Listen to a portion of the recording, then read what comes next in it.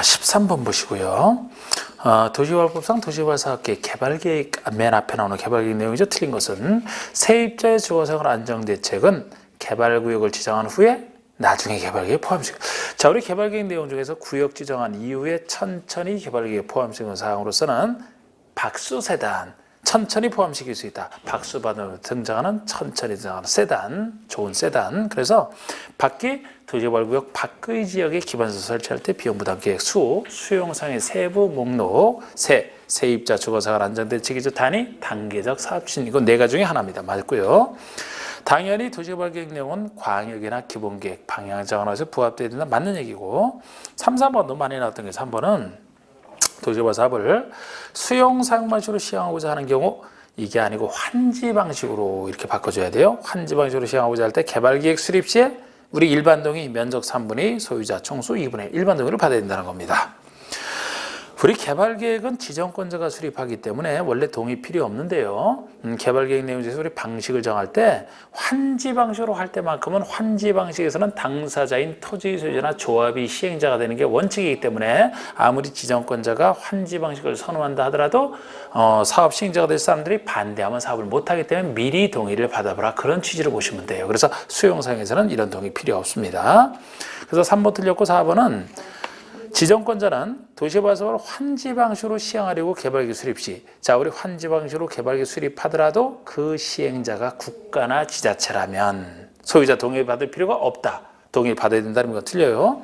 환지 방식으로 하지만 토지나 조합이 시행자가 될 사람이 아니고 처음부터 국가나 지자체가 시행을 한다면 당사자가 할 게 아니니까 동의 필요 없다는 얘기가 되겠습니다. 5번에 330만, 이게 제일 큰 규모인 330만 대규모로 할 때는 반쪽짜리 기능 말고 여러 기능이 서로 조화를 이루려 노력하라. 이게 5번 얘기죠. 그리고 14번은 도시개발구역 내에서 특광지정에서 허가를 받아야 할 개발행위가 아닌 거. 우리 도시개발법에서 개발사업에 지장을 안 주려고 허가를 받아라. 그 얘기죠. 아닌 거. 옮기기 쉬운 물건을 1월 이상 쌓아놓는 거. 옮기기 쉬운 물건이라 사업 시행에 지장을 안 주기 때문에 허가 대상 아닌 거 답이 됩니다. 옮기기 쉽지 아니한 물건이라야 옮길 때 돈이 들어가기 때문에 미리 허가를 받아야 되는. 그래서 답이 1번이고 건축물의 대수선. 국계법에서는 건축물의 대수는 개발행 허가 대상이 아니죠. 건축물의 건축만이잖아. 그런데 개발법에서는 대수선을 해도 용도 변경을 해도 가치가 올라가기 때문에 보상비가 많이 들어서 사업 시행에 지장을 줍니다. 근데 이것도 이제 굳이 따지면은 개발법, 정비법이 제가 개발행 허가 대상이 같다라고 했는데 대수선만 정비법에서는 허가 대상에서 빠지는 게 차이점입니다. 나머지는 똑같고요. 공유수면 매립 더 큰 거죠. 4번에 형질병을 목적으로 하지 않는 토서 개체지니까 당연히 토서 개체는 허가 대상이죠. 그리고 5번도 경작지기 때문에 허가 대상이 되는 거예요. 원래 임시식재면은 허가 대상 아닌데, 자, 다시 말씀드리면은 이건 예외인데 우리 중목의 벌채식재 나무를 심고 베는 것은 국계법에서는 나무 심는 거 개발행위 난개발 아니죠. 그거 아예 허가 대상 아니야. 그러나 개발법, 정비법에서는 나무를 심어도 나중에 사업할 때 보상을 해줘야 되기 때문에 중목의 벌채식재는 원칙적으로 허가 대상에 들어갑니다. 그런데 다시 예외가 관상용 종목의 임시식재라면 임시 가벼운 것이기 때문에 임시라서 허가 대상이 다시 아니거든요. 그런데 아무리 임시식재라도 경작지라면은 아무리 임시식재하더라도 그 용도로 쓰는 것이기 때문에 보상을 해줘야 돼서 경작지에서 임시식재는 다시 허가 대상이 되는 걸 얘기합니다. 15번에 개발법상 공공시행자는 필요한 경우에는 도시개발 사업의 일부를 주택부상, 주택건설 사업자 등 민간인에게 대행하게 할 수 있다. 우리 개발법상 대행은 공공시행자가 일부를 민간인이 잘하는 부분을 효율성으로 해서 대행시키는 걸 얘기합니다. 그 사업이 아닌 거 1번 토지 매수 업무와 손실보상 업무가 답이 되는 게, 이 토지 매수 업무와 손실보상 업무는 오히려 공공이 잘하는 거예요. 공적인 지위에 있어야 손실보상 업무를 잘할 수 있거든요. 그래서 오히려 민간 시행자가 공공기관에게 위탁할 수 있는 사유가 바로 1번이지 민간인에게 대행시키는 사유 아닌 겁니다. 민간에게 대행시키는 사업은 2, 3, 4, 5번 4가지밖에 없어요. 실시설계, 민간 설계사가 설계 잘할 거 아니겠습니까? 3번에 부지조성공사, 5번에 기반시설 공사, 공사는 민간 건설업자가 전문기관이 잘하잖아. 4번에 조성투지의 분양, 이 분양 업무 상냥한 민간인이 분양을 잘한다. 이렇게 보시면 돼요. 공공 힘주는 공공보다. 그죠? 이렇게 답이 1번이다. 16번은 도시개발 사업을 수용 사용 방식에서 시행하는 경우 토지의 수용 사용에 대한 설명이다. 옳은 것은 자, 우리 수용 사용에 대해서는 1번 행정청인 시행자에 한하여 수용 사용할 수 있다. 틀립니다.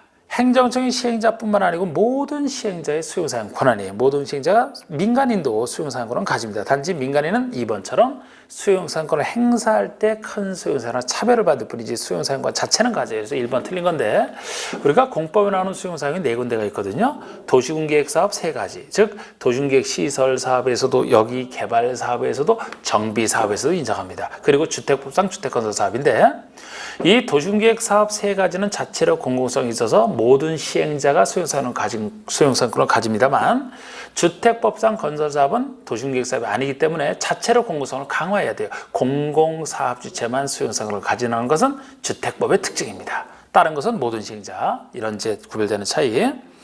그리고 2번에 토지 소유자가 시행자라면 민간인이죠. 민간 시행자라면 수용 사용하기 위해서 갖춰야 요건이 엄청난 요건이 필요해요. 면적 3분의 2 이상에 해당하는 소유자 동의, 이 소유자 동의가 틀렸습니다. 소유자 동의가 아니고 직접 소유해야 돼. 남의 동의 받는 게 아니고 직접 소유하라는 점에서 엄청난 요건이에요. 그리고 총수 2분의 1은 맞고요.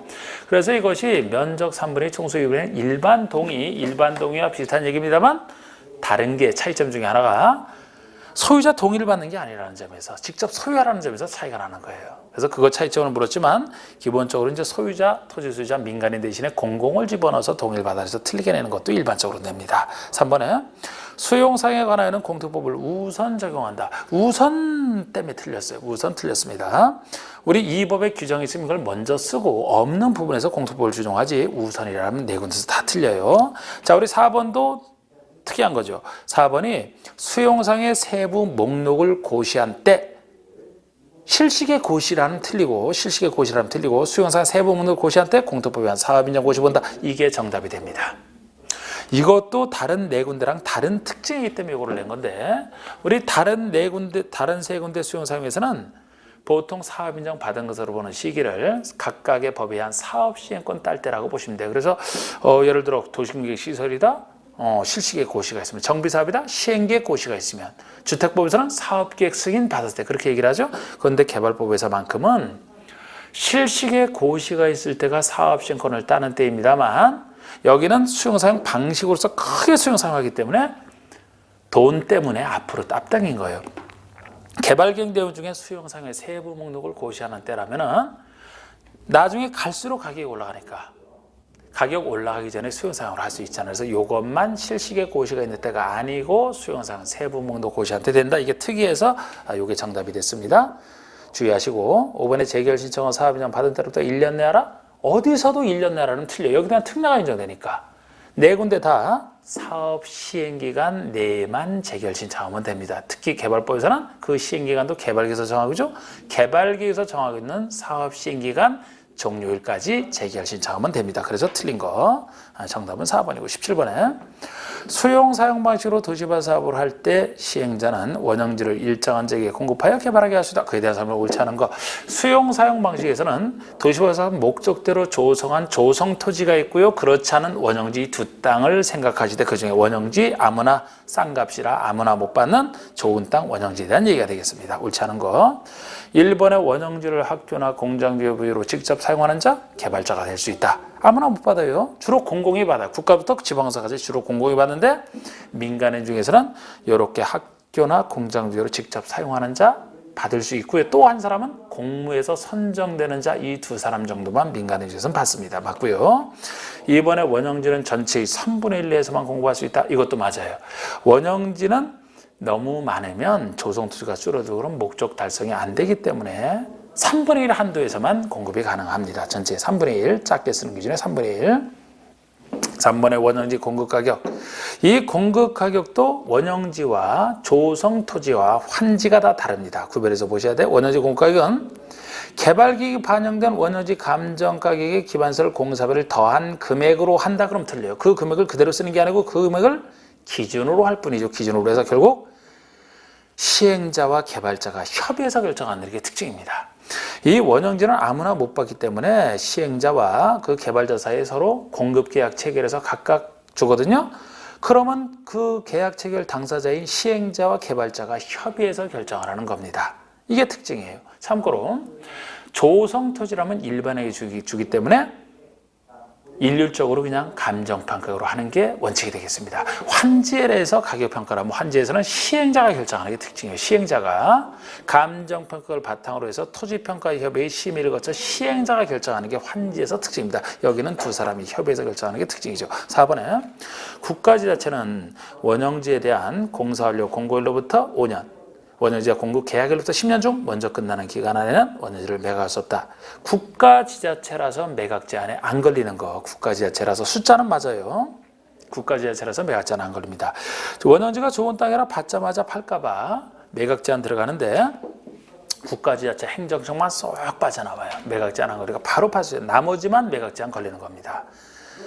숫자는 맞는 게 원형지 공급 계약을 먼저 하고 공급했을 때 공사를 하기 때문에 둘을 경쟁시키기 위해서는 먼저 나오는 공급 계약일로부터가 긴 10년이고 뒤에 나오는 공사완료 공고일로부터 5년 이렇게 돼야 경쟁이 되고 둘 중에 빠른 기간 안에 매각할 수 없다. 이거는 맞게 되는데 국가지자체에서 틀린 겁니다.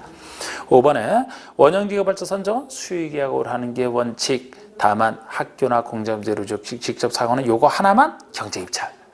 자, 우리 경쟁입찰은 대중에게 공평하게 하는 거 아닙니까?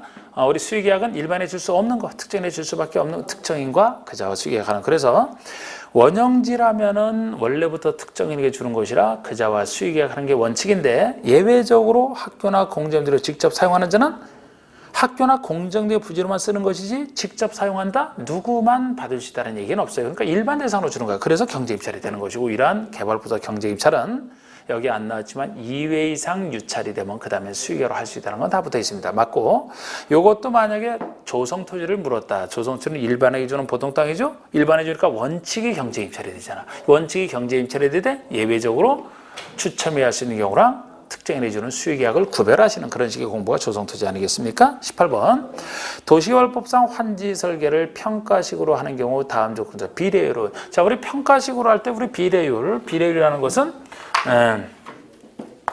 우리 비례율은 9월 모의고사도 한번 8월 모의고사도 한번 냈었습니다. 우리 비례율은 분모분의 분자.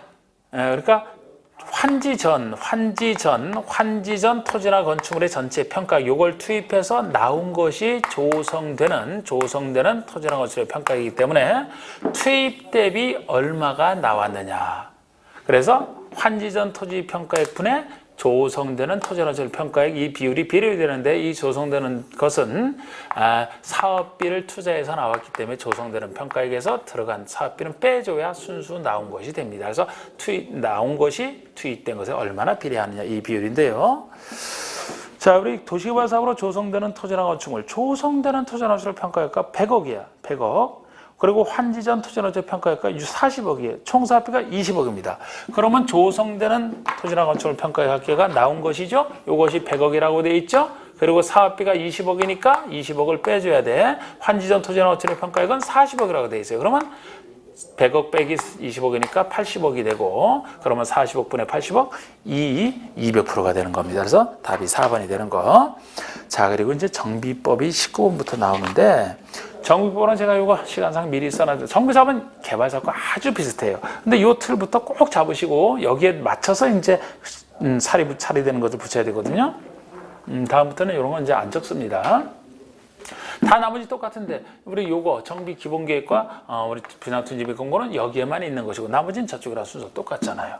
정비사업은 이제 정비 기본계획 방향을 정하는 기본계획부터 나오고 나서 개발계획처럼 정비계획 범위 내에서 구역 지정하고 그 다음에 시행자가 사업시행 인가구 실증 사업시행권을 따고 요거는 관리처분기구 환지와 달리 그 분양 대상자별로 수립하기 때문에 분양 대상자를 가리기 위한 절차가 그 전에 필요한 거예요. 그래서 분양 신청 기간을 당사자에게 통지 공고하고 이때 신청 받아서 신청한 사람 대상을 요걸 수립하기 때문에 요거 다음에 요거 이렇게 나오는 겁니다. 관리처분기 인가 고시 후에 공사 끝나면 권리정 고시하고 요렇게 틀을 딱 잡은 상태에서 행정청이라면은 개발사업보다 정비사업이 작은 것이라 대부분 자치시, 자치도 시장, 군수, 구청장이라고 보시면 돼요.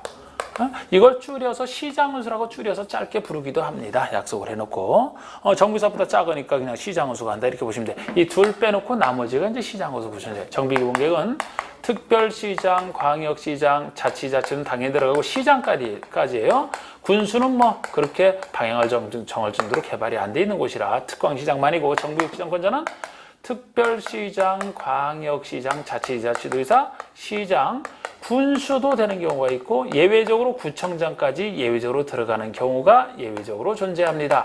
요 둘 따로 겨가지고 나머지는 정비부터 이제 행정처럼 다 시장수 구청장으로 보시면 돼요. 그리고 이렇게 6가지 정비사업의 틀 열심히 해놓은 거, 이 틀에 따라서 이제 생각을 하시는 게 정비사업의 기본 틀이 되고요. 19번에 정비법상 용어 및 내용에 대한 설명이 다 틀린 거 됐는데 단독과 다세대가 밀집한 지역에서 정비 기반소가 공동시설 확충을 통해서 주거 환경을 보존하겠다? 관리사업 뜻이잖아요. 주택 손대지 않고 기반소가 공동시설만 손대서 나중에 반쪽짜리만 하는 관리사업의 뜻이 되겠습니다. 이번에 가로주택 정비사업에서 토지 등 소유자란 자, 우리 토지 등 소유자 개념이 재건축만 일정한 건축물 및 부속 토지를 가진 사람이지 나머지는 다 이런 식이에요. 그런데 이런 식인데 가로주택 정비사업이니까 가로구역을 전제로 하겠죠. 다른 곳은 정비구역을 전제로 하겠고 이 가로구역에 소재한 토지나 건축물의 소유자, 토지 소유자, 건물 소유자 또는 지상권자까지 얘기하잖아.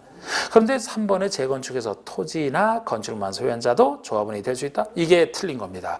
우리 재건축에서는 조합원이 되려면 토지 등 소유자 중에서도 동의한 사람만 되는 건데 재건축에서는 토지 등 소유자가 건축물에다가 부속 토지까지 같이 가져야만 되기 때문에 여기처럼 토지나 건축물만 소유한 자는 처음부터 토지 등 소유자가 아니고 조합원이 될 수가 없는 겁니다. 3번이 틀렸고요.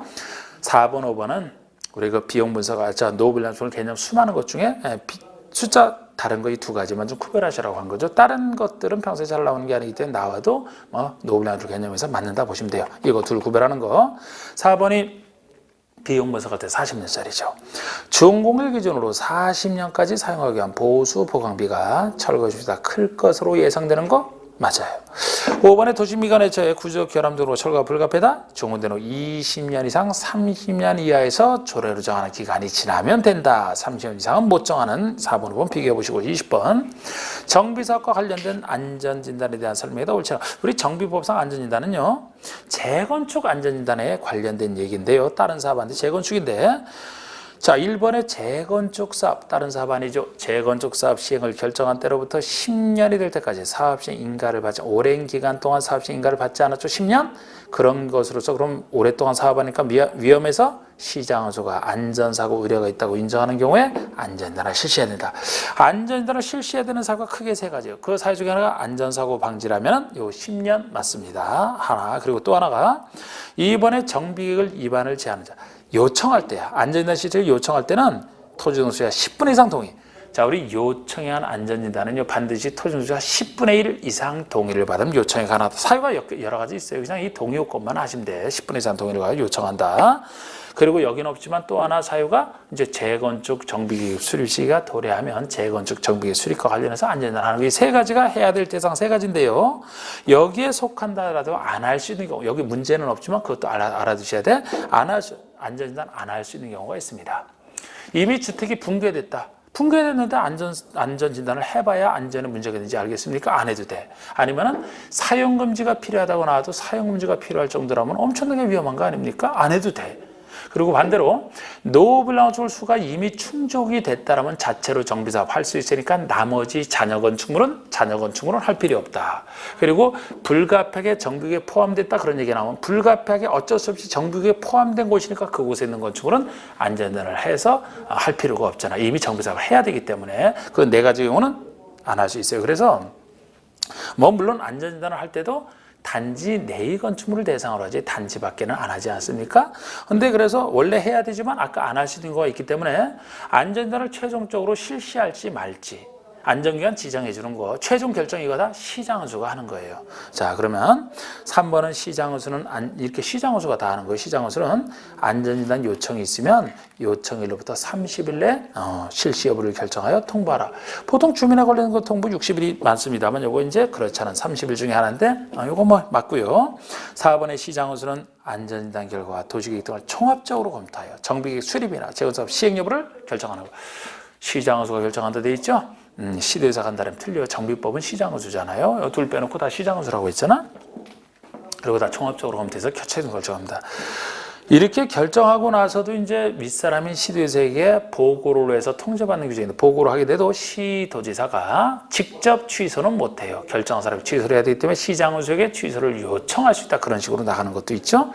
5번에 요청에 한 안전진단의 경우에는 비용의 전부 여부를 요청한 자가 부담. 이게 틀린 게 부담해야 한다가 아니고 부담하게 할 수 있다죠. 우리 안전진단 비용은 원칙은 시장원수가 낸답니다. 시장원수가 부담한다는데 요청이 한 경우는 요청한 자에게 부담하게 할 수 있는 예외 규정이죠. 그래서 5번이 틀린 겁니다. 21번에 다음은 정부 예정구역에서 행위제한 등에 대한 내용이다. 옳지 않은 거. 예정구역.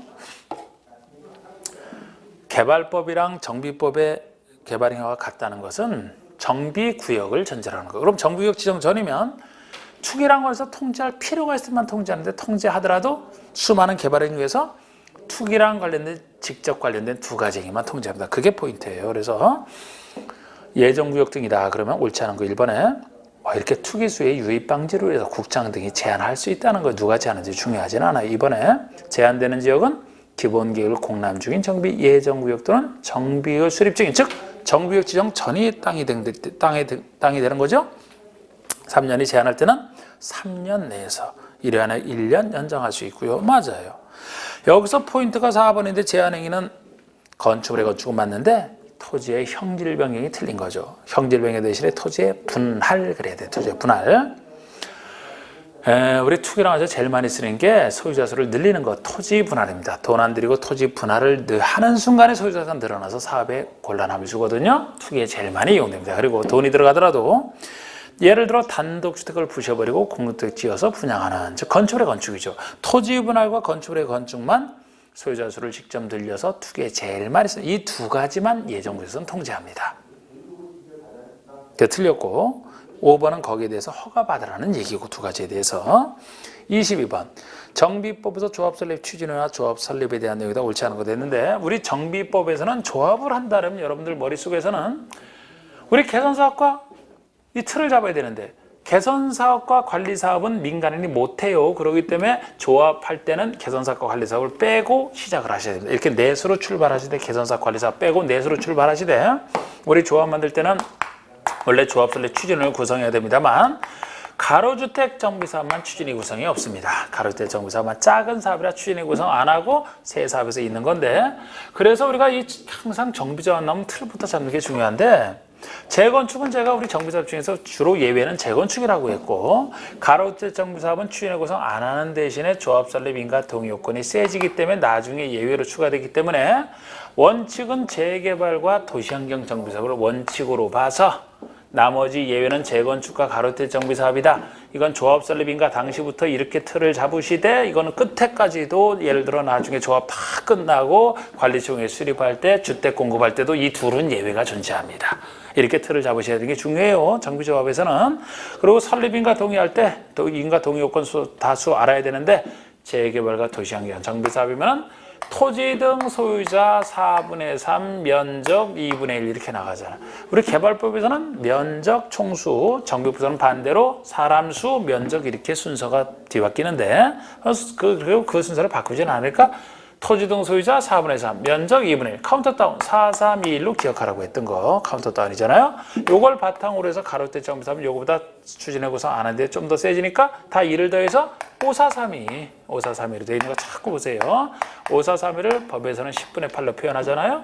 그러니까 5, 4, 3, 2, 10분의 8, 3분의 2 이렇게 보시고, 재건축이다 그러면 주택 단지 안이랑 단지 밖을 나눠서, 단지 아니라면 단지 전체 공사 면적 순서대로 단지 전체 4343, 4분의 3, 4343, 동별로는 소유자 과반수로 간단하게, 단지 바뀌면 4332 이렇게 되는 거 아닙니까? 그래서 1번에 가로주택 정비사업 설립할 때는 조합 설립 추진을 구성하지 않는다. 여기까지 맞아요. 그런데 뒤가 설립인가 동의가 틀렸잖아. 토지수가 10분의 9가 아니고 10분의 8 이상의 동의와 뒤에 면적 3분의 2는 맞아요. 설립인가 신청할 때 10분의 9 대신에 10분의 8을 해야 됩니다. 그래서 그 1번이 틀렸고, 2번은 추진호를 설립할 때 이것도 잘 보셔야 돼요. 추진호를 설립하려면 운영 규정과 위원장을 포함한 5인 이상의 위원. 위원수가 위원장을 포함한 5인 이상의 위원입니다. 우리 개발법에서는 추진에는 없지만 토지소유자 7인 이상이 인가신청 들어가잖아요. 거기는 황야의 7인 개발법이 제가 요거는 구별하시라고 그냥 5인 이렇게 했던 거. 그리고 맞고 여기에 대해서 소유자 과반수 동의를 얻습니다. 소유자 과반수 동의를 얻는 거 조합 설립 인가신청은 아까처럼 복잡하지. 이건 준비단체에 불과하니까 과반수 동의만 얻게 되면 단체는 하나로 딱 성립하는 최소한의 요건이 되죠. 과반수 동의입니다. 시장수 승인, 정비부인가 시장수 승인 다 정확해요. 다 보셔야 되는데. 그리고 3번에 추진하는 정비사업 전문관리업자 선정이나 계략적 시행계획서 작성 등 여러 가지 준비 업무를 하는 거 아닙니까?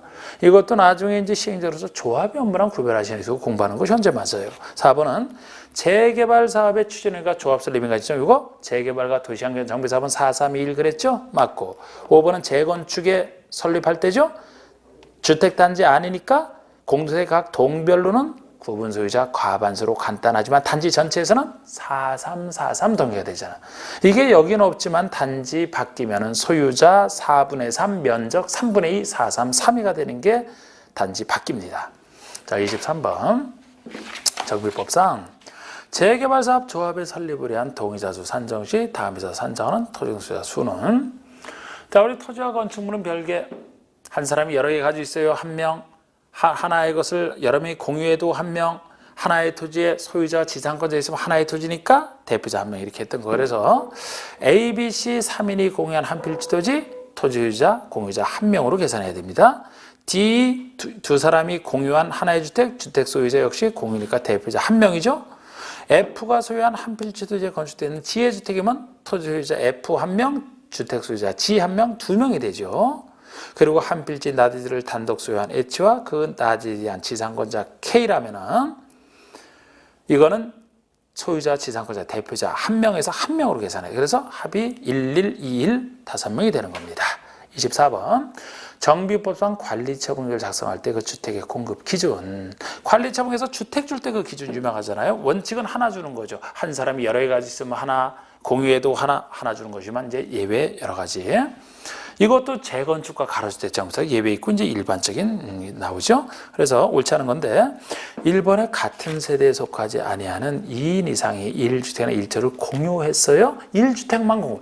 이 공유했을 때는 항상 한 주택만이에요. 예외도 없어요. 여기는 한 주택 주면 지분대로 그대로 가져가면 되니까요. 그 다음에 2번이 투기관리가 아닌 과밀역적 원역에 위치하는 재건축이다. 세주택으로 한정한다. 이 재건축에 대한 예외 맞습니다.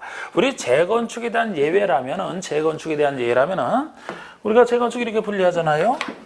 재건축이면은 요것이 인구가 많은 수도권의 과밀 억제 권역이냐, 과밀 억제 권역이냐, 과밀 억제가 아니냐에 따라서 과밀 억제이라 하더라도 다시 투기 과열지구냐 아니냐, 투기 과열지구냐, 투기 과열지구가 아니냐에 따라서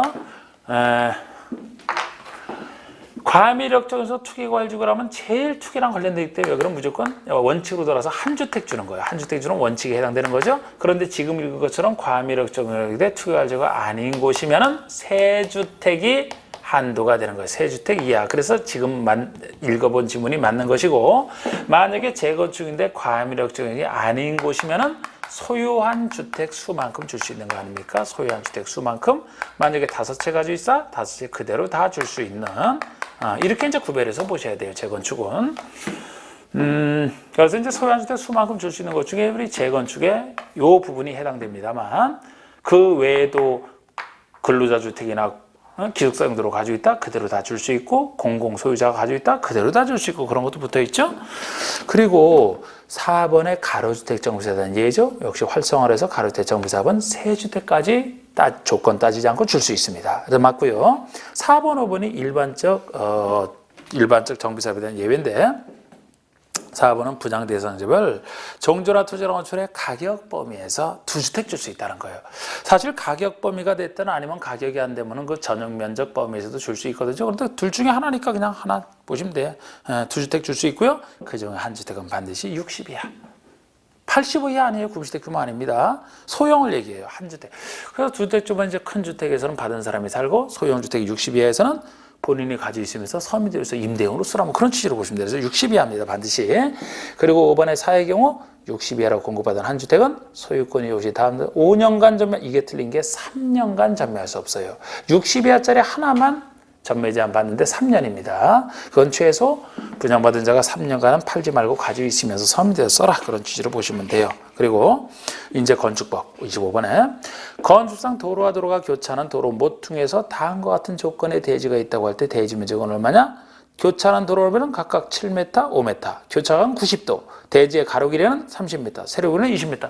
이거를 그림을 그려봐야 압니다. 그림을 그리면은 우리가 도로가 만나는 도로 교차점에서의 어떤 그 모퉁이에서 건축선은 이렇게 대지가 있다면 도로에 이렇게 돼 있을 때 90도 각도에서만 계산 문제는 낼 수가 있다 그랬어요. 그런데 지금 한쪽 도로가 7m짜리, 한쪽 도로 너비는 5m짜리라고 이렇게 돼 있고 대지의 가로 길이가 30m고 세로 길이가 20m, 교차각은 90도. 그러면 생각나시죠? 도로와 도로가 만나는 부분에서는 회전방을 확보하기 위해서 도로와 도로가 만나는 교차점으로부터 각각의 도로 경계선에 따라 똑같은 거리를 후퇴한 두 점을 그리고 이 두 점을 연결하는 선이 건축선이 되고 이 부분이 대지에서 제외된다라고 했던 거. 그러면은 얼마를 후퇴하는지를 알아야 대지 면적을 구하는데 제가 90도 각도에서는 큰 도로와 큰 도로. 자, 우리 도로 너비가 8m 이상 되는 거 있으면 이거 적용이 안 돼. 8m 미만인데 이걸 중간에 4에서 6, 6에서 8 나눠서 도로 너비가 6m 이상, 6m부터 8m 미만 큰 도로. 4m 이상 6m 미만 작은 도로에서 90도 각도에서는 6에서 8, 6에서 8짜리 큰 도로와 큰 도로가 만날 때만 각각 3m를 후퇴하고 나머지는 다 2m 후퇴한다. 그러면 여기는 6에서 8 큰 도로에 들어가지만 여기가 작은 도로이기 때문에 얼마를 후퇴해야 2를 후퇴해야 돼요. 2를. 6에서 8, 6에서 8이 만날 때만 3을 후퇴한다 그랬잖아. 나머지에 속하니까 큰 도로, 작은 도로 나머지에 속하니까 2를 후퇴하는 겁니다. 그러면 대지 면적은 전체 사각형에서 요거 뺀 게 대지 면적이 되잖아. 전체 사각형이 30 곱하기 20이니까 600이 되죠? 600에서 직각이니까 정사각형의 반이 직각이죠. 그래서 90도 각도가 아니면 계산이 안 돼요. 간단하게 계산이 안 된다는 거죠. 90도 각도인데 정사각형 반이고 정사각형이 2는 4, 4의 반이니까 2. 그래서 답이 598이 나오는 겁니다. 이렇게. 90도 각도일 때는 큰 도로 만들 때는 3, 나머지 2 이렇게 하는 거. 그리고 26번의 다음 중 대수선에 대한 설명으로 옳은 거 우리 대수선이면은 주거조선 되는 건데 주거 중에서도 증설해체 수선 변경 중에 우리 수선 변경 앞에만 3이라는 숫자 붙는 거 있잖아요. 수선 변경 앞에 내력벽이나 외벽의 마감 재료면은 30 이상 수선 변경 이 정도가 돼야 대수선이다. 그 다음에 기둥, 보호, 지붕틀은 3개 이상 수선 변경이 돼야 대수선이다. 증설해체 앞에는 안 붙어 있고 나머지도 없어요. 3이라는 숫자. 그래서 그리고 항상 대수선은 만약에 동시에 증축, 개축, 재축이 동시에 해당되면 증축, 개축, 재축이 우선합니다. 증축, 개축이 아닌 걸 전제로 대수선이죠. 그래서 이것도 옳은 것 찾나 보면 난이도를 높인 문제인데 기둥을 2개 증설하여 건축 면적을 증가했다. 기둥을 2개 증설이면 증설이니까 이거 자체가 대수선이 돼요.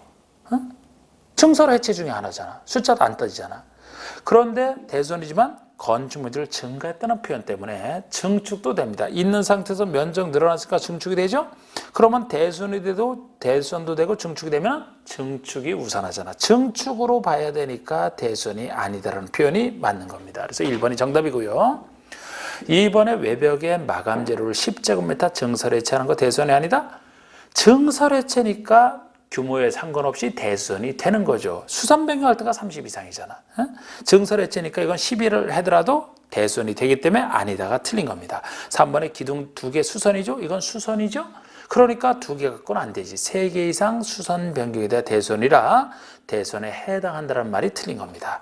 4번은 경관지구안에서 건축의 외부 형태나 담장을 변경하는 거 대수선이 되려면 경관이 아니고 미관지구에서는 미관지구. 5번에 연립주택의 세대간 경계벽을 수선 변경하는 것은 대수선이다. 가구 세대간 경계벽 손대는 것이 대수선이 되려면 주택 중에서는 좀 상대적으로 작은 주택인 다가구나 다세대 중에 하나여야 되지. 아파트나 연립이라면은 상대적으로 큰 것이니까 경계벽은 위험해서 손 못 댄다 그랬잖아요. 연립이라서 아닌 겁니다. 그래서 맞는 것은 1번 맞고, 27번에 건축허가에 대한 설명 틀린 거, 건축허가 그럼 뭐 건축에 대한 틀이 딱 생각이 나야 되는데, 허가권 옳은 거죠. 허가권자는 원칙상 자치지와 시장허수 맞습니다. 개별적인 허가니까 시장허수 구청장, 자치지자체가 포함해서. 그런데 시도지사는 허가권자가 되지 못한다. 뒤에서 틀렸어요. 시도지사는 허가권자가 되지 못한다. 시도지사에서 시를 빼줘야 돼. 예를 들어 시도지사 시는 특별시장, 광역시장을 얘기하죠. 특별시장, 광역시장은 예외적으로 허가권자가 되잖아요. 예를 들어 대형 건축물 21층 이상 10만 이상 이런 걸 특별시, 광역시 지을 때는 구청장이 아니고 특별시장, 광역시장이 허가권자가 되잖아요. 대형 건축을 도에서 지을 때는 도지사는 어느 경우에도 허가권자 안 되죠. 승인권자에 불과하지. 그래서 허가권자가 아예 못 되는 것은 도지사만 남겨놔야지 시가 들어가서 틀린 겁니다. 이번에 공장의 건축을 허가받은 자가 허가를 받을 때로부터 2년 내 공사에 착수를 안 하면 허가를 취소해야 된다. 공장이니까 3년이 돼야 돼. 3년 내에 착수를 해야 되거든요. 원칙적으로 건축하고 착수는 2년이 맞아요. 그런데 거기다 예외로서 공장은 크니까 2년이 아니고 3년이 되는 겁니다. 공장이라서 3년 내에 착수를 안 하면 허가를 취소해야 된다. 이렇게 하나. 자, 우리 이쯤에서 허가 취소와 이런 걸 다 정리를 해보면, 제가 건축법과 건축특별법인 주택법에서는 몇십 년짜리들 말고 몇 년짜리 하는 것은 너무 많이 나오는데 대부분 2년으로 보시면 돼요. 대부분 2년으로 보시고, 그렇지 않은 135를 좀 따로 기억하시면 좋다. 135 대부분 2년이고, 그래서 1년짜리가 우리 건축허가 후 착수가 보통의 착수니까 이게 원칙으로 돌아서 2년이 되는데, 그중에서 이제 원칙만 지금 놓고 따지는데 공장은 따로 커서 3년이라는 예외가 붙어 있는데 보통 건축허가 착수가 2년이거든요. 그러면 건축 신고는 가벼운 건축물이기 때문에 건축 신고 착수는 짧아야 되죠. 건축 신고 착수 기간이 1년이야. 1년. 그게 제일 유명한 1년이고요. 빈집 정비에서 빈집 개념할 때 1년 이상 안 쓰는 거 그게 나오고, 그 다음에 또 다른 1년이 주택법에서 투기과열지구의 그 재검토할 때 투기과열지구 재검토가 1년마다 재검토하게 되어 있습니다. 그 세 가지가 1년의 숫자랑 관련되어 있고요. 3년의 숫자는 가설건축의 존치기간이 3년이고요. 주택 상환사채의 상환기간이 3년을 초과할 수 없다. 그 두 가지가 3년입니다. 그리고 5년이 대표적인 큰 주택법상 주택사업 승인 받고 나서 착수하는 게 5년 착수예요. 5년 착수가 뭐 특별건축에서 5년 착수 또 하나 있습니다. 그거는 잘 안 나오니까 5년에서는 사업 승인 후 착수기한만 알아도 그거 빼놓고는 1년짜리 3가지, 2년짜리 3년짜리 2가지, 5년짜리 하나만 최소한 알고 나머지는 다 2년에도 거의 괜찮습니다. 그리고 건축허가 취소는 다른 데서는 허가 위반하면 취소할 수 있다는데 여기는 신고 효력 자동 상실과 마찬가지로 다루려고 꼭 허가를 취소해야 된다 이렇게 나오는데, 취소가 크게 3가지예요. 아까 2년 내 착수를 안 했다. 공장은 3년에 착수를 안 했다. 그럼 취소하라. 착수는 했지만 불가능하다. 취소해야 돼요. 그리고 또 하나가 신설된 거. 소유 허가를 받은 상태에서 대지 소유권을 잃었죠. 잃은 상태에서 6개월이 지나도, 이건 몇 년이에요? 6개월짜리 6개월이 지나도록 착공이 안 된다. 그러면 꼭 허가를 취소하게 돼 있는 거. 이게 5번에 관련된 얘기죠.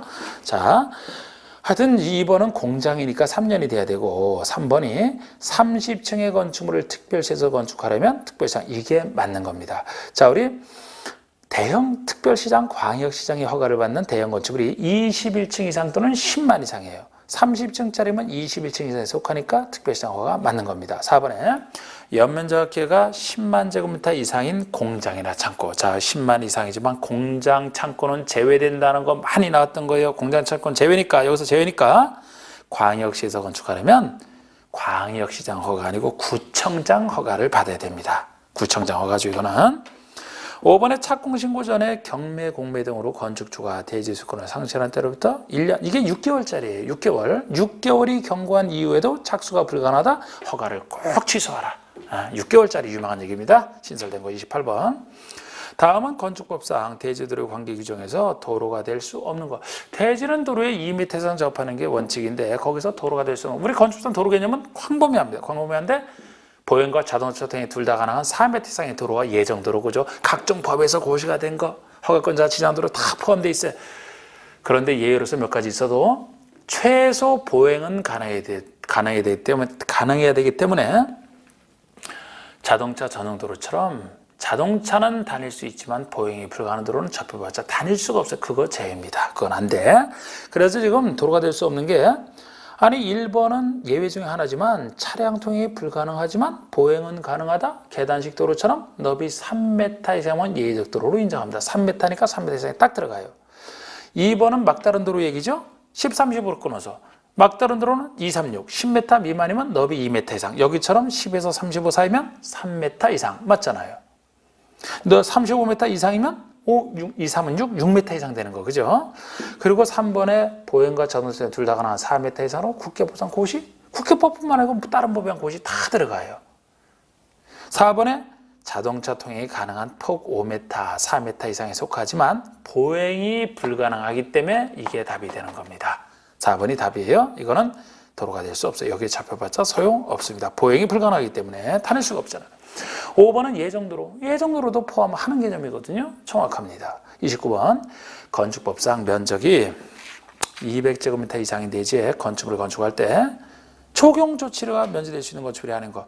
대지 면적 200 이상만 적용을 해야 되는 게 원칙인데 의무에 해당돼도 적용을 안 하시는 경우가 있어요. 제가 요거 할 때 우리가 이해하시는 건 이해하자. 녹지나 비도시라면 이때도 비도시에서 지구 단위 교육은 제외되지만 녹지나 비도시라면 자연환경 자체가 부정하니까 안 해도 된다. 축사, 소재지를 해줄 필요 없다. 가설 건축인데 잠깐 썼는데 왜 해주느냐 뭐 이런 것들. 그런데 여기서 중요한 것은 작은 공장, 작은 물류소를 구별해 두는 거.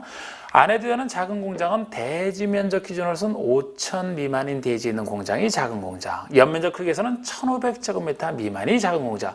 그리고 산업단지라면 규모에 상관없이 생산에만 전념하라. 요 세 가지 공장. 그리고 물류시설 중에서는 연면적 크기로만 1,500 미만인 물류시설을 작은 물류시설로 보는데 공업지역에서 설치할 때만 적용이 생략할 수 있다는 거 주의하셔야 돼. 1,500 미만의 물류시설은 공업지역에서 설치할 때 하나여 적용이 면제. 요 두 가지 숫자. 그러면 1번은 농림지역의 건축 같은 볼 것도 없이 면제될 수 있죠. 2번은 가설 건축이니까 면제되겠죠. 3번에 1,500 미만의 물류시설이지만 상업지역이라 해야 됩니다. 공업지역에 지을 때만 면제될 수가 있어요. 상업지역이니까 해야 돼서 답이 3번이 되는 겁니다. 4번에 대지에 연분이 함유되어 있으니까 해도 죽으니까 안 해도 되고 5번은 공장 중에서 대지 면적 5,000 미만을 얘기하잖아요.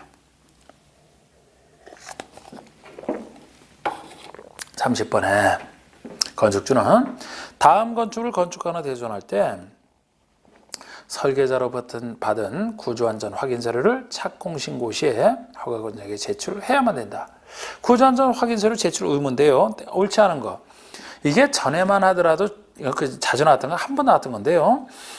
구조안전 확인을 위해서 조금만 커도 제출하게 돼 있어요. 그러니까 우리가 보통 공법에서 건축에서 조금 크다는 기준으로 조금 크다 할 때 3층 이상이거나 또는 연면적 1,000 이상이었는데 그거를 최근에 더 강화를 해서 3층이 아니고 2층 이상부터 연면적은 1,000이 아니고 500 이상부터 나머지는 바꾸지 않았고요. 그래서 바꾼 거 공부하라고 낸 겁니다. 1번의 층수가 2층 이상부터가 이제는 맞고요. 2번에 연면적 500 이상? 연면적 500 이상이면 원래 제출해야 돼. 그런데 이게 틀렸어. 이게 답이 되는 게 이거는 다시 예외까지 공부하라고 물은 겁니다. 그냥 500 이상 하면 이거 맞는데 축사나 작물재배사 창고 500 이상이라도 이건 안 해요. 사람 사는 거 아니잖아. 사람 사는 거 아니라 위험성이 적다고 보는 거예요. 그리고 사람 살더라도 여기는 안 됐지만 표준 설계도에 따라 지는 것도 있습니다. 표준 설계도에 따라 짓는다면 이미 안전성이 확인됐기 때문에 500 이상이라 하더라도 할 필요 없는 것에 속해요. 그래서 그건 예외를 갖고 물은 겁니다. 그 전부터 있어서 3번 기둥과 기둥 사이 경관거리 10m 이상이면 제출하라. 높이 13m 이상이거나 처마 높이는 9m 이상. 어느 것 하나면 해야 됩니다. 2번이 틀린 거. 31번은 다음 중 빈집 정비에 대한 설명이다. 옳지 않은 것인데 여기서 빈집이란 시장 등의 사용료를 확인했도록 1년 이상 아무도 거주한 1년 이상 정확히 이게 1년짜리 중에 하나죠. 그리고 2번의 시장 등은 빈집 소유자에게 철거 등 필요한 치를 명할 수 있어요. 그런데 소유자는 60일 내 철거 명령을 이행해야 됩니다. 주민한테 60일 내 빠르게 이때 안 하면 이제 직권으로 행정청이 3번처럼 직권으로 철거하려고 이렇게 좀 빠른 시일 내에 철거하라 이렇게 하고 있어요. 사실 누가 와서 철거하겠어요. 행정청이 빨리 철거해야지. 4번에 빈집 소유자 소재를 알 수 없을 때 찾는 절차죠. 빈집 소유자의 소재를 알 수 없으면 그 철거명령과 불이행시 직권으로 철거한다는 내용을 일괄 시험에 한 번 이상 공부하라. 한 번만 공부해도 돼. 누가 보겠습니까? 이때도 공부한 때부터 60일까지 철거해야 되는데 그때 철거를 안 했다? 직권 철거할 수 있다는 겁니다. 다 이런 식이고 5번에 철거를 할 때 정당한 보상비를 빈집 소유자에게 지급해야 되죠. 빈집을 남겨놓은 게 범법 유법행위는 아닙니다. 그래서 철거를 하면 정당한 보상비를 지급해야 되는데 이때 정당한 보상비는 시가, 이걸 틀리게 낸 거예요. 시가가 아니고 감정평가액입니다. 제가 이걸 틀리게 낸 게 다른 데서는 정당한 보상비를 하면 시가 보상을 얘기해요. 그런데 여기는 감정평가를 한다는 게 특이해서 그랬습니다. 왜냐하면 우리 빈집은 남들에게 팔지 못해서 빈집으로 남겨둔 것이거든요. 살 필요 없는데 아니 팔려야 시가를 알 수가 있어요. 아니 비슷한 거라도 옆에서 팔려야 시가를 알 수 있는데 빈집으로 남아있을 정도는 누가 옆에 있는 거 팔리지도 않고 이거 자체도 안 팔리고 왜 떨어져 있는 것일 텐데 그래서 시가를 알 수가 없어서 이건 감정평가액으로 한다 이렇게 생각을 하세요. 그래서 5번이 틀렸습니다. 32번 증축형 주택법상 이제 주택법이죠. 증축형 리모델링이나 설명을 옳지 않은 것인데 우리 리모델링은 대수선과 일부 증축 두 가지 형태가 있는데 우리 증축에서는 일부가 가장 핵심이에요. 너무 많이 증축하면 리모델링을 벗어나게 돼요. 그래서 요거 리모델링 할 때 일부라면은 전용 면적의 30% 내에서만 해야 됩니다. 그런데 이것도 대상이 85 미만 상대적으로 작은 것이라면 좀 더 넓게 40%까지 예외로 가능하고 요거 일부에서 일부만 따로 생각하시고 나머지 숫자는 다 15랑 관련돼 있어요. 그렇게 보시면 돼요. 그래서 1번의 증축을 통한 리모델링을 하려면 원칙적으로 사용검사의 사용 승인으로부터 15년이 경과된 공도 이게 대상이죠. 15년이 지나야 돼. 대손을 통한 리모델링은 10년이면 되잖아요. 이건 증축형은 15년, 15. 2번이 전유면적 70제곱미터인 아파트는 전유면적 110분의 3, 즉 30% 내에서 증축할 수 있다?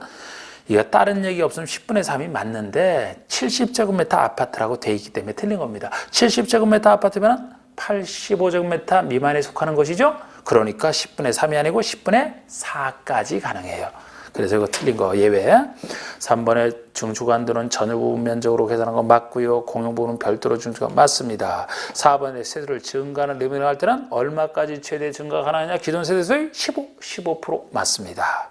기존 층수가 20층인 공동세대에 대한 추직 증축형 리모델링을 하려면 최대 3개층까지 증축이 가능하다. 제일 위험한 수직으로 올릴 때는 역시 15층을 기준으로 해서 기존 건축이 15층 이상이다. 우리 지문처럼 20층이면 15층 이상에 속하죠. 그러면 3개층까지 맞습니다. 만약에 15층이 안 돼요. 14층 이하까지는 2개층까지 할 수 있는 거 아니겠습니까? 그래서 잘 보시고 33번에 주택조합에 대한 설명이 다 틀린 거. 옳은 거. 지금 또 주택조합이 나왔어요. 그럼 주택조합이 나오면 기본 틀이 주택조합 중에서 지역과 직장에만 적용되는 규정과 리모델링에 적용되는 규정이 다르지 않습니까? 지역과 직장은 새로운 주택을 건설해서 받는 규정이고 리모델링은 새로 건설해서 받는 게 아니기 때문에 이렇게 기본 틀로 생각하신 상태에서 보셔야 돼요. 옳은 것은 그런데 옳은 것은 그 정답 자체는 1번으로 낸 게 특히 이 주택조합에 대한 것은 2번 빼놓고는 나머지는 다 새로 신설된 것 같고 이제 신설된 거 익히라고 좀 냈는데 우리 지금은 이제 탈퇴할 수 있죠? 1번 얘기입니다.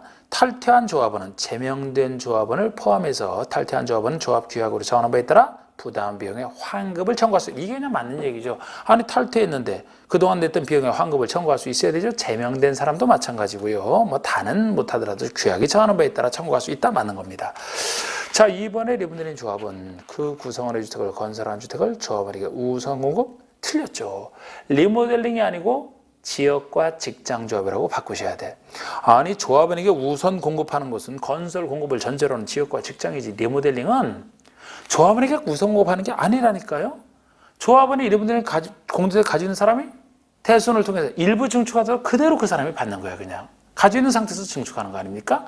세수를 증가하는 리모델링을 하더라도 조합원에게 주는 게 아니고 그건 일반에게 공급하잖아요. 그러니까 조합원에게 우선 공급하는 규정은 아예 리모델링은 없습니다. 지역과 직장이죠.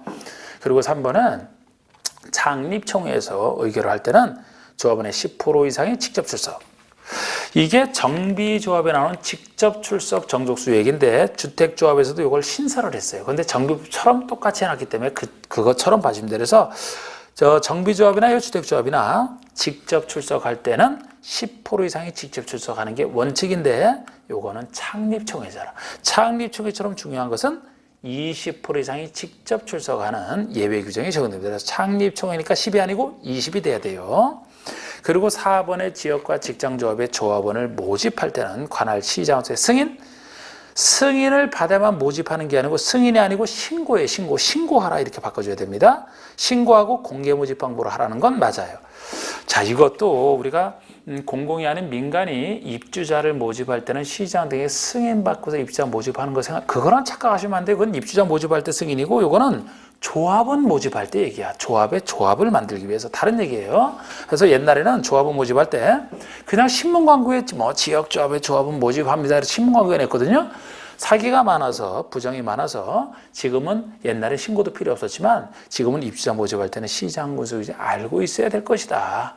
감시하기 위해서. 그래서 신고는 하게 된 거예요. 올해부터 공개 모집을 하라. 그리고 여기에 대한 예외가 5번입니다.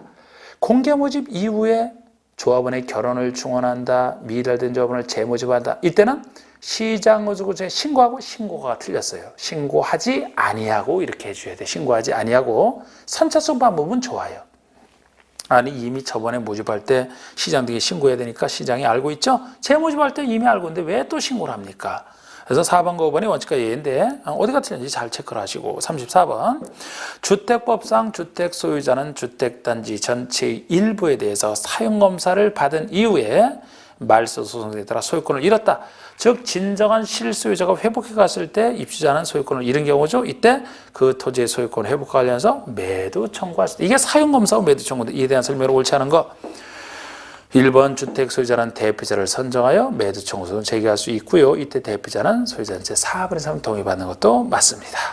해당 토지를 시가 매도, 공법인 모든 매도 청구는 시가 맞고요. 3번에 해당 토지 면적이 단지 전체 대지 면적의 100분의 30 미만. 이게 틀렸어요. 100분의 30이 아니고 100분의 5 미만 그래야 됩니다. 5% 미만. 매도 청구 의사 표시가 실소유자가 소유권을 회복한 때로부터 2년 내에 송달된 거 이거 2년은 맞 1.3호 아닌 거 2년이니까 이건 맞습니다. 그런데 30이 아니고 100분의 5예요. 5% 미만 작은 토지 때문에 전체 입주자가 괴로워해서는 안 된다. 그래서 5% 미만일 때만 매도 청구로 인정하지 5% 이상만 되면 안 됩니다. 그래서 그게 틀렸고요. 4번의 매도 청구에 대한 소송에 대한 판결은 소유자 전체에 대해서 효력이 있어야 되겠죠. 그리고 주택 소유자들은 매도 청구에서 발생한 비용의 전부를 다 사업체가 구상할 수 있어요. 사업체가 남의 땅을 잘못 부정했기 때문에 전부를 당연히 구상할 수 있어야 됩니다. 답은 3번이고요.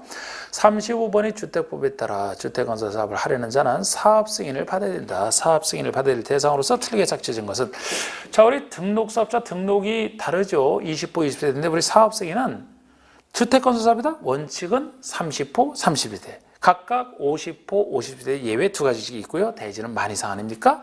1번이 한옥과 한옥 설치 장려.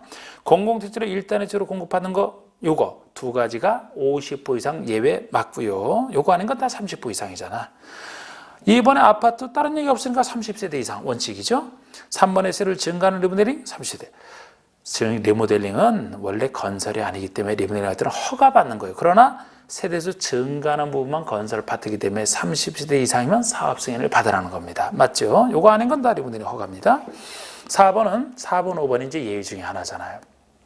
4번은 도시형 생활주택, 도시형 생활주택 중에 원룸형이 50세대, 원룸형이라면 30세대 이상부터 받는 거예요. 틀렸습니다, 이게.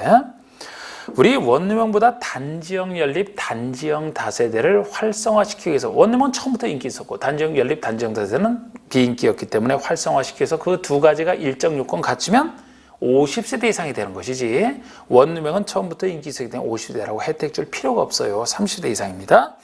그리고서 틀렸고 5번이 주거환경관리사업에서 건축하는 공주택 50세. 이거 50세 중에 하나죠. 정비사업 중에 반쪽짜리를 하는 게 원래 반쪽이 관리사업이죠. 주거환경 개선사업도 들어가. 개선사업도 5가지 방식 중에서 반쪽짜리로 할 때만 해당이 됩니다. 그래서 반쪽짜리 방식으로 하는 관리사업과 개선사업만 반쪽짜리 할 때는 시행자가 주택 손대지 않고 주택은 소유자가 스스로 하니까 그건 정비사업 아니잖아요. 그러니까 그 두 가지만 50세 이상 할 때 들어가는 겁니다.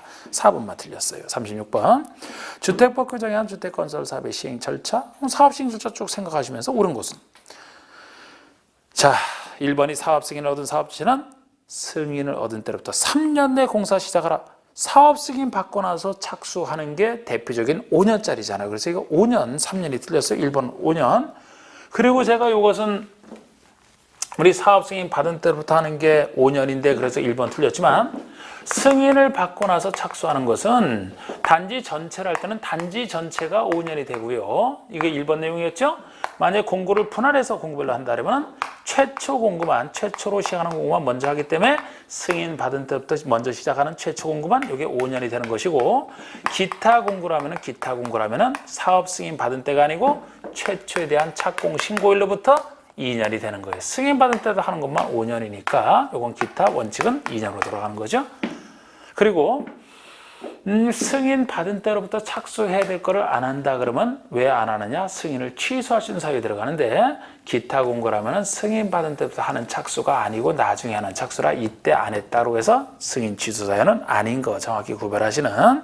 그래서 2번 보시면 공고별로 분할하여 사업을 할 때 최초 시행 공고 외의 기타 공고는 최초 착공 신고로부터 최초 착공 신고로 맞는데 5년이 아니고 2년 내에 하는 거죠. 2년 내죠. 5년 대신에 2년.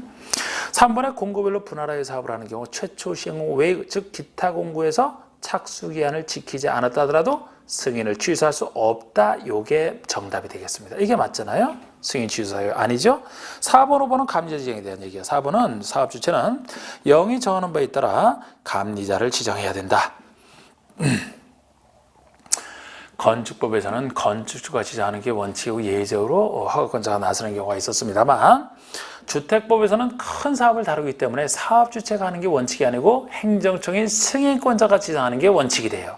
그래서 4번은 틀린 게 사업주가 지정하는 게 아니고 사업 승인권자가 지정한다 그래야 됩니다. 그런데 이게 원칙이지만 여기에 대한 예외 두 가지가 존재하잖아요. 승인권자가 지정하지 않고 사업주가 지정하는 예외 두 가지가, 그 중에 하나가 5번이죠.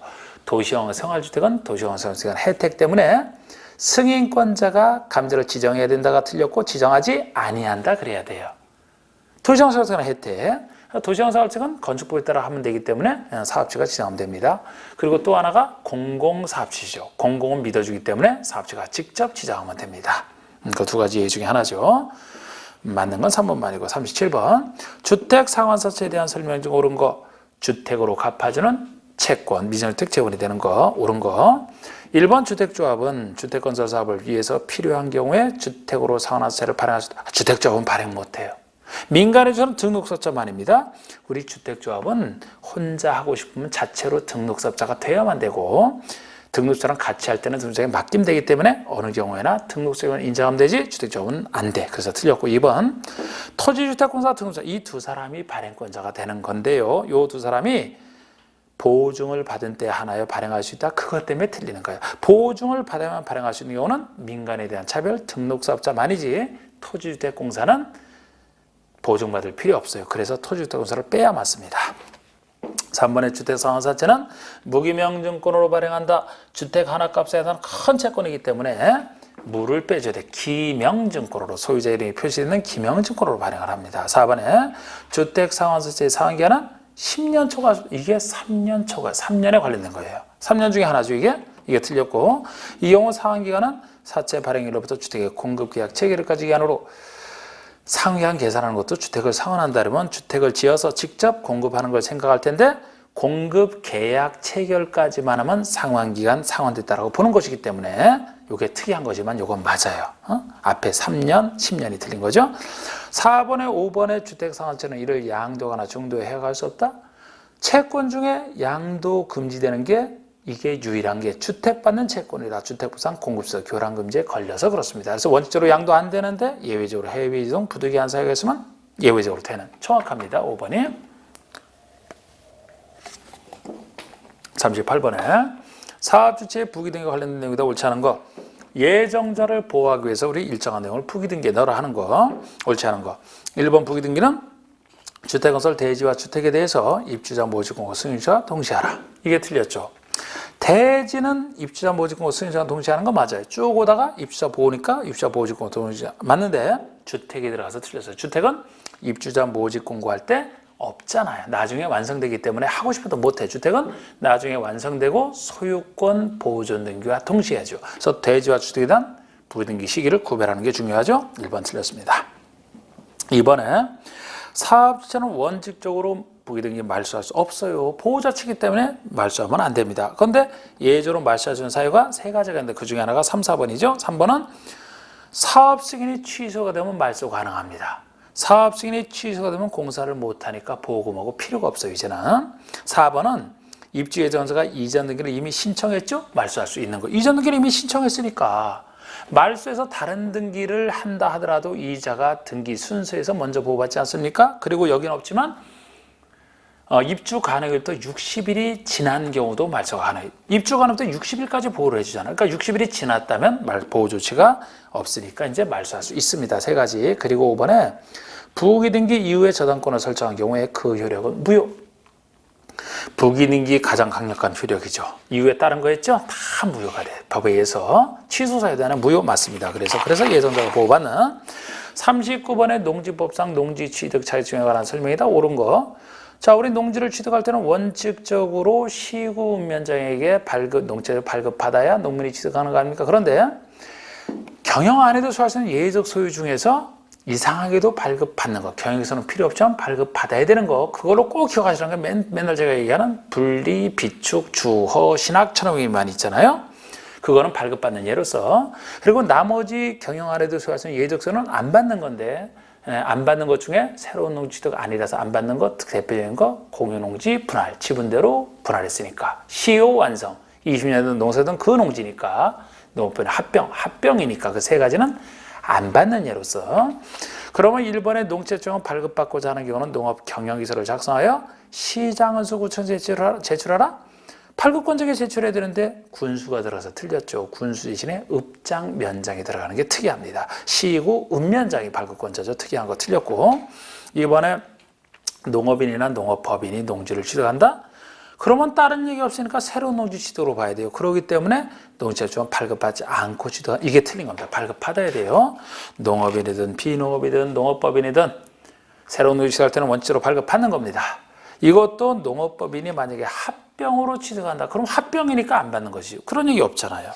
3번에 시효 완성으로 농지를 취득한다. 발급받지 않고 취득할 수 있다. 이게 맞죠. 20년 이상 농사했던 그 농지이기 때문에 사실상 새로운 취득 아니다. 발급받지 않는 것 중에 하나죠. 3번이 맞고. 전용 허가를 받은 경우는 농지채권 발급받지 않고 취득할 수 있다. 전용 허가라면 분리비축 주허의 허잖아. 신고도 이 경우는 발급받아야 된다는 점에서 이게 틀렸잖아요. 전용 허가 신고는 발급받아야 되는데 전용 협의랑 구별하죠. 전용 협의는 발급받지 않는 거잖아요. 5번에 주말취득용을 목적으로 취득한다. 분리비축 주의 주잖아요. 이게 발급받지 않는다. 틀렸죠. 발급받아야 되죠. 분리비축 주허 신학 천원위만은 발급받아야 되니까. 다시 한번 말씀드리면 분리는 영농일권 분리농지 경사율 15% 이상, 분리 비축농지 주말체육농 허 전용 허가 전용 신고 학교 등에 있을 수 없이 1,500여 만의 농업부지 등. 40번의 다음은 농지의 타용도 일시사용에 대한 설명이다. 틀린 것은 농지를 일시에 사용하려는 자는 시장군수구청장의 허가. 보통 전용할 때는 허가권자가 농장 장관이에요. 그런데 이건 일시사용 가벼운 허가라 시장군수구청장 허가되는 거 구별하시고, 농지의 타용도에서 위한 허가는 일정 기간 동안 사용하는 농지로 복구하는 조건으로만 가능하다. 많이 좀 맞습니다. 다른 데서는 조건 붙일 수 있지만 일시사용 허가는 다른 목적으로 잠깐 썼으면 방치하지 말고 농지로 꼭 복구하라. 농지 복구 조건을 붙여야지만 가능한 유일한 조건 부과가 되겠습니다. 그래서 다른 전용 허가나 전용 협의, 전용 신고는 최종적으로 농지가 망가지지만 전용 타용도 해상허가는 농지 복구가 되기 때문에 다른 전용과 달리 농지가 남아있어요. 그 특성 때문에 다른 전용은 농지 보존 부담을 내야 됩니다만 이 사람만 안 낸다는 거 구별하셔야 되고, 농지 복구되니까 다른 전용할 사람은 농지 지목인 전담가선 외지목으로 변경할 수 있습니다만 이 사람만 변경 못해요. 농지로 남아있어야 되기 때문에 그렇게 다른 전용과 구별이 됩니다. 그리고 일시사용 허가 대상은 세 가지밖에 없어요. 그 세 가지가 3, 4, 5번에 나오는 세 가지만 아니고 이 사유는 제가 바르게 해놨는데 일시가 몇 년이냐를 바꿔낸 겁니다. 3번에 간이시설이니까 잠깐 쓰는 거 일시사용 허가 대상 맞는데 이 허가는 7년 내에서 하는 거, 7년이 최대치 맞습니다. 4번에 주 목적 사업에 대한 현장 사무소나 물건을 적지 매설하는 거 일시사용 허가 대상 맞는데 5년이 아니죠. 주 목적사에 필요한 기간이 되겠습니다. 몇 년이 아니고 주 목적사에 필요한 기간 내내 써야 되기 때문에 주 목적사에 필요한 기간입니다. 틀렸고 토속과 강물을 채굴하기 위한 허가는 토속과 강물도 일시상허가 대상이죠. 잠깐 캐면 되잖아. 5년이 최대치가 되는. 그래서 아까도 얘기했듯이 잘 요거 다시 복습하시고 관련되고 공부를 하셔갖고 자꾸 이제 쌓아나가면 됩니다. 이렇게 4회에 걸쳐서 수고하셨습니다.